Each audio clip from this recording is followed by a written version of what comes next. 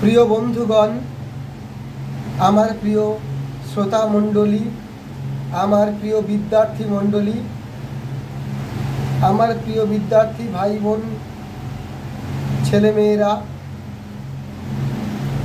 আমার শুভানুধ্যায়ীগণ, শিক্ষা অনুরাগীগণ, বিশ্বের সকল অনুরাগী প্রিয়জনদেরকে প্রীতি শুভেচ্ছা ও ভালোবাসা জানিয়ে আজ আমি আপনাদের সামনে একটি বহুল প্রচলিত ভারতীয় সাহিত্য তত্ত্ব সম্পর্কে আলোকপাত করবার চেষ্টা করছি। এই সাহিত্য তত্ত্ব বঙ্কিমচন্দ্র প্রবর্তিত তুলনামূলক বিশ্লেষণ পদ্ধতি, যাকে বলছি আমরা মেথোডোলজি ইন লিটারেরি ক্রিটিসিজম, সাহিত্য সমালোচনায় তুলনামূলক মেথোডোলজি পদ্ধতি। এই পদ্ধতিতে বঙ্কিমচন্দ্র অত্যন্ত সফল হয়েছেন। তিনি ভারতবর্ষের এবং পাশ্চাত্যের সাহিত্যকে মুখোমুখি উপস্থাপন করেছেন পাঠক, গবেষক, অধ্যাপকের সামনে, শিক্ষক, অধ্যাপক, গবেষক, পাঠকের সামনে এবং সমালোচক মহলে। তুলনামূলক পদ্ধতি একটি বহুল চর্চিত, তর্কিত, সমালোচিত বিষয়। বঙ্কিমচন্দ্র আলোচনা করেছেন জয়দেব এবং বিদ্যাপতি। বঙ্কিমচন্দ্র আলোচনা করেছেন উত্তর রামচরিতের ভবভূতিকে কালিদাসের সঙ্গে। তিনি আলোচনা করেছেন শেক্সপিয়ারের মিরান্দা এবং দেশদিমোনার সঙ্গে ভারতের শকুন্তলার। তিনি আলোচনা করেছেন গীতি কবিতা সম্পর্কে। তিনি আলোচনা করেছেন কালিদাস এবং ভবভূতির তুলনামূলক আলোচনা। তার এই আলোচনা আমাদেরকে গভীর থেকে গভীরতর চিন্তা এবং চেতনার অমল আলোয় আমাদের সম্মুখীন করেছে। বঙ্কিমচন্দ্র ব্যক্তিগত বিষয়ে ছিলেন স্যার ওয়াল্টার স্কটের অনুরাগী। স্যার ওয়াল্টার স্কট তার স্কটিশ জাতীয়তাবাদ সম্বল করে নিয়ে ইংল্যান্ডের বিভিন্ন বিষয় অবলম্বনে ঐতিহাসিক উপন্যাস লিখেছিলেন। বঙ্কিমচন্দ্র ঐতিহাসিক উপন্যাসের মধ্যে সীমাবদ্ধ থাকেননি। তিনি ভারতের জাতীয়তাবাদকে উপন্যাসের মধ্যে মূর্ছিত করেছেন, উপস্থাপন করেছেন, বর্ণবিকশী করে তুলেছেন। তো তার এই ভাবনা, বঙ্কিমের এই ভাবনা অধিকতর প্রতিফলিত হয়েছে তার বিভিন্ন প্রবন্ধে। যেমন আমরা প্রথমেই আসি, পাশ্চাত্যের দুই নারী মিরান্দা এবং দেশদিমোনা, তার সঙ্গে তুলনা করা হচ্ছে আমাদের শকুন্তলার। বঙ্কিমচন্দ্র অদ্ভুতভাবে তুলনা করেছেন প্রসপেরো রাজর্ষি, তার কন্যা অরণ্য লালিতা, এরিয়েল রক্ষিতা, তার কন্যা ফার্দিনান্দ নামক রাজপুরুষের সম্মুখীন হয়েছেন। তার কন্যা লাভ অ্যাট ফার্স্ট সাইট বা প্রথম দর্শনে প্রেমে পড়ে গেছে। তার কন্যা খোলাখুলি ভাবে বলছেন যে আই এম ইউর ওয়াইফ, আমি তোমার স্ত্রী রূপে।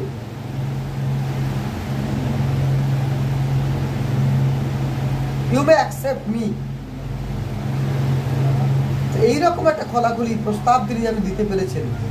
এই প্রস্তাব আমাদের শকুন্তলা দিতে পারলেন না। তিনি বড় লজ্জাশীলা। তার পাশে অনসূয়া এবং প্রিয়ম্বদা নামক দুই নারী আছে।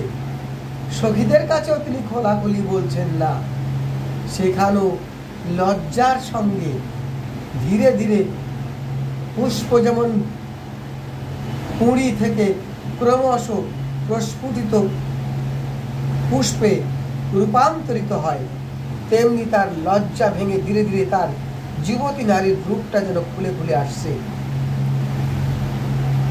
তো বঙ্কিমচন্দ্র বলেছেন যে শকুন্তলার লজ্জাই শকুন্তলার শিক্ষা, সামাজিক শিক্ষা। রাজর্ষি বিশ্বামিত্র তাঁর কন্যা উর্বশীর গর্ভে তার জন্ম কন্যমুনির আশ্রমে প্রতিপালিত। অনসূয়া প্রিয়ম্বদা কর্তৃক সুরক্ষিত। উভয় চরিত্রের মধ্যে ভুল আছে। উভয় চরিত্রই পিতামাতা বা অভিভাবকদের পরামর্শ ছাড়াই প্রেমে পড়েছেন। শকুন্তলা প্রেমে পড়েছেন, মিরান্দা প্রেমে পড়েছেন। শকুন্তলা এবং মিরান্দা উভয়ই এই পরিবারকে অনবগত করে প্রেমে পড়ার জন্য বিভিন্ন সমস্যার সম্মুখীন হয়েছেন। তথাপি শকুন্তলা অসামান্য সৃষ্টি, তার লজ্জা, তার সমাজবোধ, তার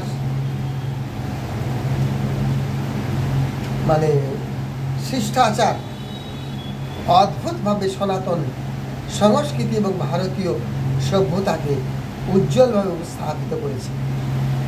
আরণ্যক জীবন সত্ত্বেও তার মধ্যে সুসভ্য নাগরিক সভ্যতা রয়েছে, রয়েছে লজ্জার মতো নারীর শিক্ষা। লজ্জা তো নারীর অলংকার। অন্যদিকে এই দুই নারীকে পরাস্ত করে দিচ্ছেন দেশদিমনা। স্বামী অথেলো তাকে নিপীড়ন করছেন, পরবুদ্ধি প্রপীড়িত হয়ে বীর অথেলো তার প্রতি অত্যাচার করছেন।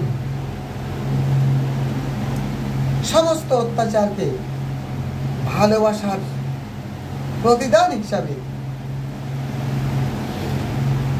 একদম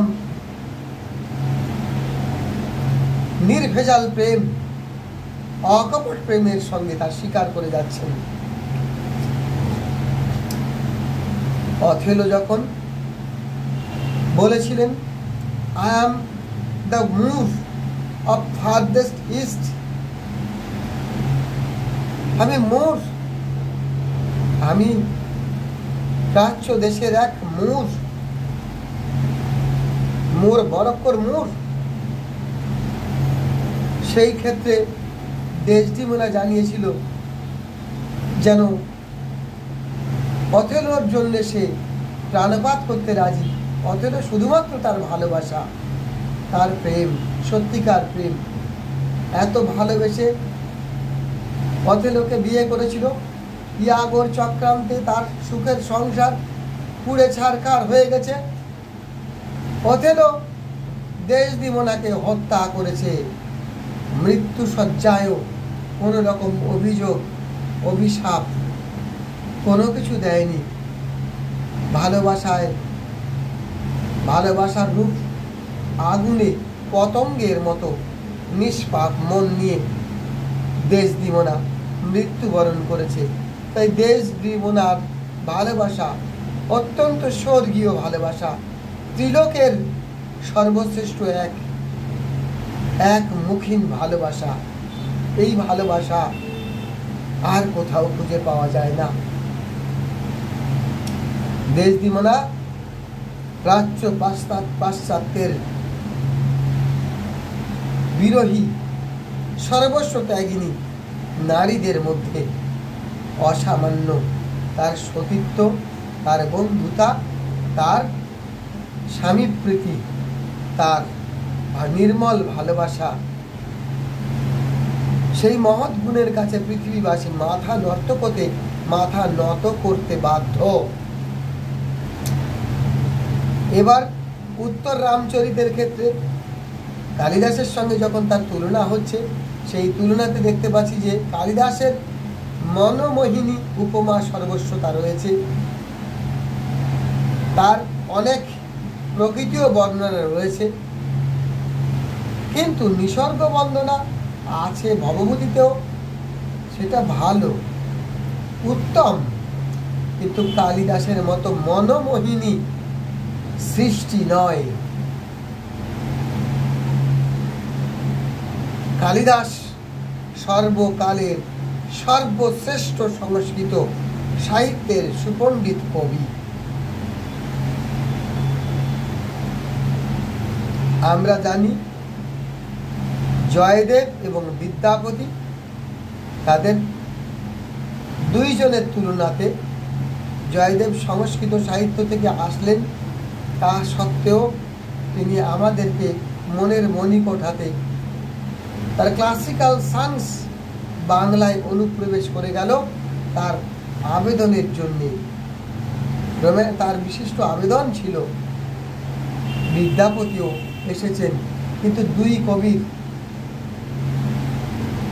আশা সম্পূর্ণ একটু ভিন্ন রকমের। মৈথিল কবি বিদ্যাপতি, তিনি কবিরত্ন, কবি সার্বভৌম, তার ব্রজবুলি ভাষার মূর্ছনা, তার রাধাকৃষ্ণ গীতি, তার লিরিক ধর্মিতা মধুর কণ্ঠে কোকিলের কনসার্ট যেন পৌঁছে দিয়েছে।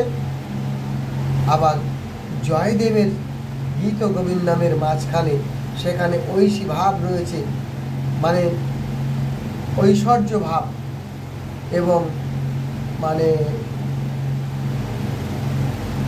তার ক্লাসিক্যাল সংস্কৃত সাহিত্যের সভাসদ ভিত্তিক সাহিত্যের সেই মানে সম্ভ্রান্ত জগৎ যেমন রয়েছে, তেমন ভোগ লিপ্সা কামনা বাসনা,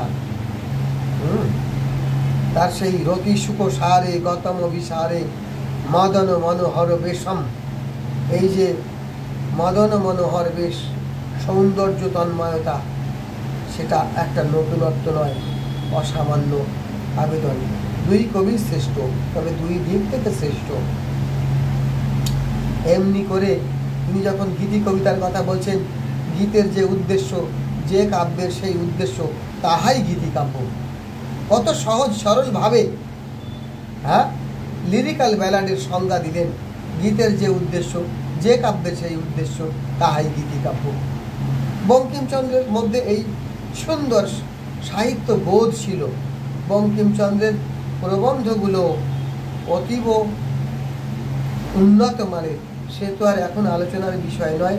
তবে তুলনামূলক পদ্ধতির ক্ষেত্রে বঙ্কিমচন্দ্রের সমালোচনামূলক যে সাহিত্য, প্রবন্ধ সাহিত্য, সেই প্রবন্ধ সাহিত্য অসাধারণ সুন্দর। এইখানে কিন্তু আর আমি অন্যান্য প্রবন্ধের কথা বলছি না, শুধুমাত্র এই তুলনামূলক পদ্ধতির চর্চায় আমি এই প্রবন্ধটুকু আলোচনা করলাম। তাহলে বঙ্কিম বিশ্বের অন্যতম শ্রেষ্ঠ সাহিত্য বিশারদ। তার মেথডোলজি বা তুলনামূলক সাহিত্য বিশ্লেষণ পদ্ধতি সম্পূর্ণ বাঙালির ঘরানা থেকে তৈরি হয়েছে, বঙ্কিমী ঘরানা থেকে। এই ঘরানা সর্বকালের অন্যতম সেরা সৃষ্টি। নমস্কার বন্ধুগণ, আমার আপনাদের প্রতি বিনম্র শ্রদ্ধা, ভালোবাসা এবং আন্তরিক শুভেচ্ছা রইল। শুভরাত্রি। আপনারা আপনাদের মূল্যবান মন্তব্য দিয়ে সাহায্য করবেন, আমি নিজেকে ধন্য বলে মনে করব।